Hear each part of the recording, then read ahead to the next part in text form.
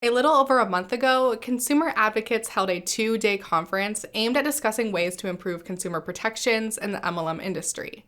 This conference was kind of a big deal, as it was the first conference of its kind.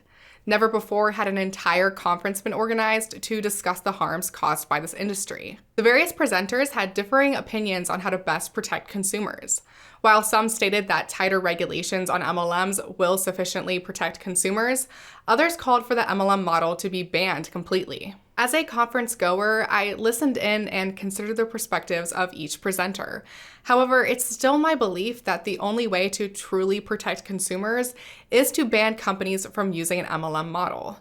It's my opinion that no matter how many regulations are imposed, MLMs will always remain predatory, as the emphasis on recruitment over selling products is baked into the model itself. I saw the conference overall as a big win for anti-MLM advocacy, but of course, proponents of the MLM industry were less than thrilled. I recently stumbled across an article about the conference published by Social Selling News, which is a publication that describes itself as the most relevant and compelling source of news and actionable insights available for the direct selling executive. The title of the article was "Direct Selling Critics, Old and New, Join Regulators at Caustic 2-Day Conference."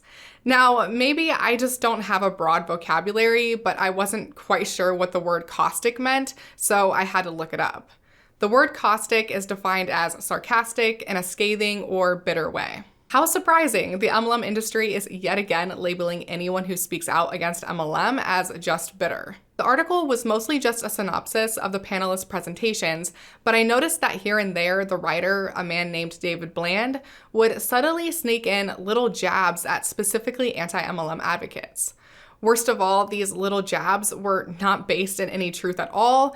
They were downright lies. The fact that Bland did this was not a surprise to me. At this point, I'm very used to seeing the MLM industry propagate total lies about their critics in order to maintain the status quo that MLMs are legitimate business opportunities. In fact, what he said in the article about anti-MLM activists was nothing I hadn't heard before. The article really got me thinking about all the false narratives that MLMs spin about their critics in order to keep our criticism from being heard. So today, I thought we would address these narratives together and discuss not only why they're false, but also why MLMs spin these narratives in the first place. Anti-MLMers only produce anti-MLM content for money or clout. My friend Candace just sent me this YouTube video, and it's a YouTuber who's just basically like going off on rants about MLMs, and I'm just like, I think it's so funny when people want to make money off of just like being an asshole and talking shit and hating. I just don't understand people that are gonna sit there and hate on other people just because they don't like the business, because they want like 10 seconds of fame. Bashing MLM companies are very trendy right now. They're trending on YouTube. The number one reason people become anti-MLM is because it's how they grow their channel. And anybody with some type of sense with social media or business, they can see right through it. And especially if you look at their videos and you see, well, this person was just talking about hair and makeup, and now they're anti-MLM. How does those two even connect? Like, your channel is all over the place, boo. And so that's one of the number one reasons people become anti-MLM is because there's money in it.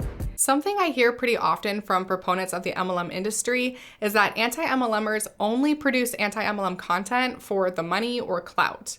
They claim that since the general public is gradually becoming more adverse to MLMs, we anti-MLM creators are just trying to capitalize on this trend for our own monetary gain. In the Social Selling News article, Bland included an excerpt of the DSA's thoughts about the conference. And for those of you who don't know, the DSA, or Direct Selling Association, is a lobbyist group that mostly represents MLM companies. Basically, their entire job is to influence the US government to create legislation that would favor MLMs. As reported in the article, the DSA had the following to say about the anti-MLMers who spoke at the conference. These anti-MLM influencers appear to be more interested in fostering a cottage industry of their own than they are to an inclusionary dialogue on how to best promote entrepreneurship. In other words, the DSA is claiming here that anti-MLMers don't actually want to work towards protecting consumers from the harms of MLM, and that we're really only interested in building our own businesses under the guise of anti-MLM advocacy. This statement from the DSA echoed a previous article written by Bland for Social Selling News back in April titled "The Troubling Rise of the Anti-Influencer." In this article, Bland ridiculed specifically anti-MLM YouTubers for, and I quote, profiteering and utilizing several online e-commerce and affiliate avenues to profit from anti-MLM messaging. Honestly, the accusation that anti-MLMers are just doing this for money makes me laugh. Although, yes, anti-MLM content has seen a growth in popularity in recent years, the anti-MLM niche on monetizable platforms like YouTube is still relatively small. There are some large creators out there, but the majority of anti-MLM creators are pretty small. There are also so many creators who have produced educational content for a long time without being financially compensated for it, but they still make the content they do because they genuinely want to warn people about an industry they find predatory. Here's the thing though, even if the majority of anti-MLM creators were making good money producing anti-MLM content, that still wouldn't mean that we're only doing this for the money, and it definitely wouldn't invalidate any of our arguments for why the MLM business model is flawed. What I find very telling is that for an industry that prides itself on supposedly empowering women to be financially successful, they're very quick to tear down women for being financially successful when it doesn't benefit them. MLMs will say it's good for women to be making money if it's in their MLM. But at the same time, they will say that it's bad for women to be making money if the money is derived from critiquing their MLM. This is an example of an ad hominem attack sprinkled with a bit of ad hoc reasoning. In the examples I presented, the MLM proponents attempt to discredit our character by basically calling us money grubbers instead of taking on our actual points. Additionally, they make a claim, women being financially successful and independent is bad, that directly contradicts their previously espoused views, that women being financially successful and independent is good. This ad hoc fallacy is committed, whether consciously or not, in order to make a bad argument work. In this case, they're literally just making up stuff about their critics in order to maintain that MLM is a good and ethical business model. We'll discuss more about these logical fallacies later in the video because, unfortunately, all of the lies MLMs spread about anti-MLMers that I will discuss in this video are ad hominem attacks, use ad hoc reasoning, or are a combination of the two.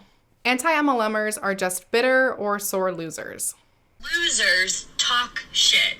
And can that not be the truest statement? Because anyone who's winning in life that's around me never questions what I'm doing with this business, outside of this business.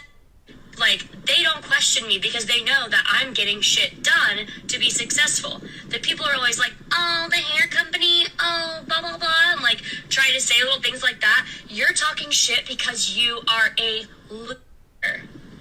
Get off my page. It's common for those in the MLM industry to say that those who are anti-MLM are just bitter or sore losers. They claim that we're just upset because we failed to run a successful MLM business of our own, and that now we're on a mission to destroy this industry because we refuse to accept our own shortcomings. In the article, not only did Bland outright call critics bitter in the title, he accused specifically the anti-MLM social media influencers and journalists who spoke at the conference of only sharing negative anecdotal experiences rather than sharing any data. While yes, many did share their bad experiences with MLMs, Bland conveniently left out that many speakers also presented findings from research they had conducted on the industry. I believe he purposely left this out in order to perpetuate the narrative that anyone who speaks out against the MLM industry only does so because of their own negative experiences and not because they have any data to back up their claims. As another example, several months ago, myself and several other YouTubers got into a heated discussion with MLM guru Tim Sales in the comment section of one of his videos. At one point during the discussion, someone mentioned the study that concluded that over 99% of those involved in MLM make no money or actually lose money. Instead of discussing or debating the findings of the study, Tim claimed in a comment that the man who published the study, John M. Taylor, only did so because he failed at his MLM business. Tim called John's study a fake victim cry and said that the only people who hear John's message are those previously in an MLM who did not learn how to work the business. So I can easily debunk the idea that the only people who hear John's message are people who failed at MLM because I'm an anti-MLMer and I've never been in an MLM. It's simply not true that people are only anti-MLM because they're sore losers who couldn't make their own business work. There's plenty of anti-MLMers out there who've never been in an MLM, but still speak out against the business model because they've looked into the research. The problem with this argument is that it relies on assumptions about an individual's motivations that are neither provable nor always relevant in order to hold to a previous position. Again, this is an ad hominem attack or an attack on one's character. It's also ad hoc because it's something that's said hastily to maintain a previous position, but easily breaks down when confronted with other data. In other words, the argument that anti-MLMers are just bitter or sore losers completely breaks down when it's shown that there are anti-MLMers who've never been in an MLM. Tim can't possibly know what motivated John to publish his study on the MLM industry. He can't possibly know for a fact that John was just bitter about not making money in MLM. Making that assumption, though, allows Tim to dismiss John's arguments, thus allowing Tim's followers to dismiss John's arguments without even having to contend with them. Anti-MLMers aren't educated or don't understand the MLM industry. Most people still don't understand it. So you're going to have to endure the loss of social esteem from ignorant people. The uneducated will think less of you. We all know that there's a stigma attached with network marketing because quite honestly, you just don't understand. My rebuttal here is going to be pretty brief because it's just not true that anti-MLMers don't understand this industry or are uneducated. While I'm sure there are anti-MLMers who know a lot more about the MLM industry than others, there's not that much that someone would need to learn about this industry to be against it. It actually comes down to simple math. The defining feature of an MLM is that reps not only earn commissions off of their own sales, but can also receive commissions off of the sales of those they bring into the company under them. Right off the bat, it's obvious that participants would be more incentivized to recruit rather than to sell. I mean, which would you choose? Would you just try to make money off of your own sales? Or would you recruit others under you so you can make money off of their sales as well? If it's not already glaringly obvious that recruitment is highly incentivized, many MLM companies also, a lot of the time in a roundabout way, give bonuses to reps who enroll new reps. For example, in Monet, a rep can receive anywhere from $50 to $230 for each new rep they enroll. In contrast, a Monet rep only receives a $60 bonus for every 4 customers they sign up. Obviously, someone in Monet could earn a lot more money from recruiting new reps than from just acquiring customers. This incentivized recruiting also has no limit. In other words, it's an endless chain.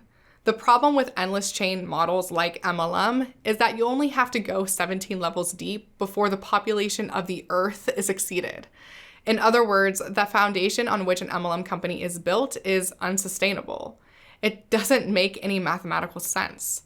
MLMs weren't designed to be viable businesses. They were designed to make those at the top of the pyramid a whole lot of money really quickly. In the words of John M. Taylor, an MLM company begins to collapse the day it opens for business. Those at the bottom of the chain will always be destined for failure simply because there's no one left to recruit. The market is saturated.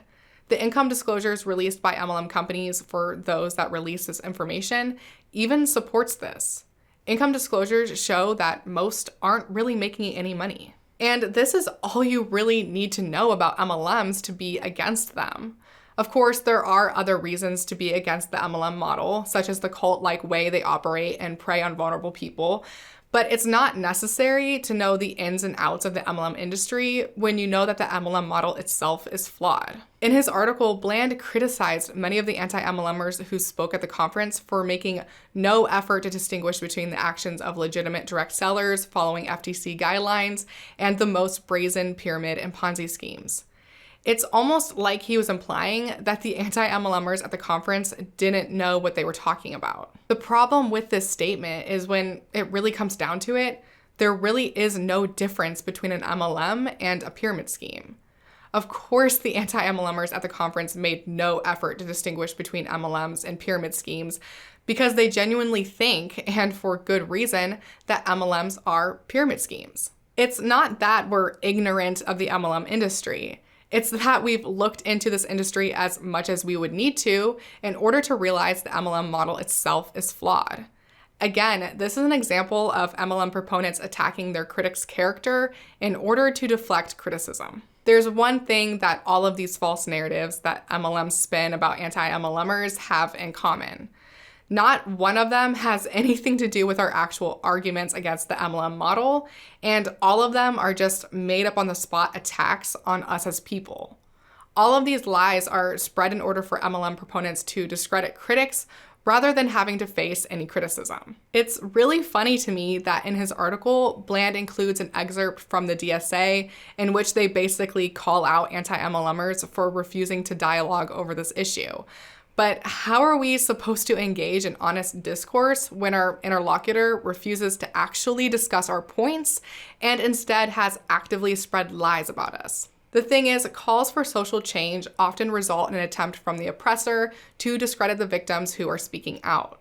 When someone knows they're in the wrong and it can be proven that they are in the wrong, their only form of recourse is to tear down and attack those who are speaking out against them. A discussion about reducing harms within this industry can only begin when the industry in question starts to actually address the arguments at hand rather than attempting to bash their critics. A real discussion about this can only begin when the MLM industry is actually transparent about how much distributors are making and how much money is derived from recruitment versus selling products. Although MLM proponents want it to appear as though anti-MLMers don't actually care about consumer protections, it's really the MLM industry that's always gone out of its way to ensure consumers are never protected. I want to mention before I close out that my friend Alonda from the Recovering Hunbot went through the entirety of the social selling news article and addressed it point by point on her channel. If you guys are interested in a more in-depth look at the article, I have Alonda's video linked in the description. Thanks so much for watching, and a huge thank you to my patrons who support this channel. If you like this video, please be sure to subscribe, ring the bell, follow me on Twitter at the Antibot, follow me on Instagram at TaylorLee_1993, consider pledging to my Patreon, and I'll see you all on the next one. Say bye!